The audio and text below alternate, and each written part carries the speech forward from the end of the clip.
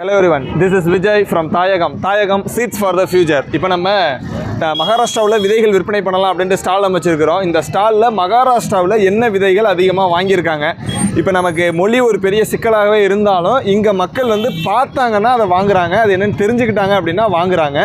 இங்கே நம்ம விற்பனையில் ஒரு 120 ரகம் வச்சுருக்கிறோம். ஆனால் ஒரு முக்கியமாக 3 ரகங்களை மட்டும் தொடர்ந்து வாங்கிக்கிட்டே இருக்காங்க. அது என்ன ரகம் அப்படிங்கிறத இதில் பார்க்கலாம். விற்பனைக்காக இங்கே அலங்காரப்படுத்தியிருந்ததில் சிவப்பு மக்காச்சோளம், பலநிற மக்காச்சோளம், இந்த மாதிரி சுரக்காய் ரகங்கள், காய்கறிகள் எல்லாமே கூட காட்சிப்படுத்தியிருந்தோம். அதில் பார்த்தீங்க அப்படின்னா சிவப்பு மக்காச்சோளம் ரொம்ப விரும்பி வாங்குறாங்க. இப்போ இதில் தான் சிவப்பு மக்காச்சோளம் வச்சுருந்தோம், சுத்தமாகவே வாங்கிட்டாங்க. ரொம்பவும் எடுத்துகிட்டு வரல, ஆனால் இருந்தாலும் மற்ற அளவுக்கு தான் எடுத்துகிட்டு வந்துருந்தோம். இப்போ இது சுத்தமாக வாங்கியிருக்காங்க. அதுக்கப்புறம் மகாராஷ்டிரா த்ரோன் பிரிஞ்சால், நம்ம இங்கே முள் கத்திரிக்காய் இங்கே அதிகமாக வாங்குறாங்க. மகாராஷ்டிரா த்ரோன் பிரிஞ்சால். அப்படியே பார்த்திங்கன்னா பாகற்காய் அதிகமாக வாங்குறாங்க. எவ்வளவோ ரகங்கள் இருக்குது, நிறைய விதைகள் இருக்குது. கத்திரிக்காயிலே பார்த்திங்கன்னா நிறைய ரகங்கள் இருக்குது. ஆனால் மகாராஷ்டிரா அப்படின்னா மகாராஷ்டிரா த்ரோன் பிரிஞ்சால் அதிகமாக விற்பனைக்கு ஆகுது.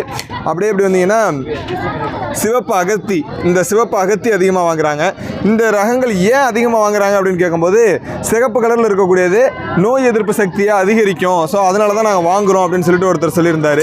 இப்போ காய்கறி விதைகள் நம்ம எதிர்பார்த்த அளவுக்கு விற்பனை ஆகாட்டினாலும் கூட மக்கள்கிட்ட கொண்டு போய் நாட்டு காய்கறி இந்த மாட்டு சந்தை, இதை சந்தைன்னு கூட சொல்லலை, இவங்க யாத்திரை அப்படிங்கிறாங்க, ஒரு விழா மாதிரி கொண்டாடுறாங்க. இந்த விழாவில் நமக்கான ஒரு வாய்ப்பு இவங்களுக்கு காட்சிப்படுத்தி அதை நம்ம விற்பனை செஞ்சிட்ருக்கிறோம். நன்றி.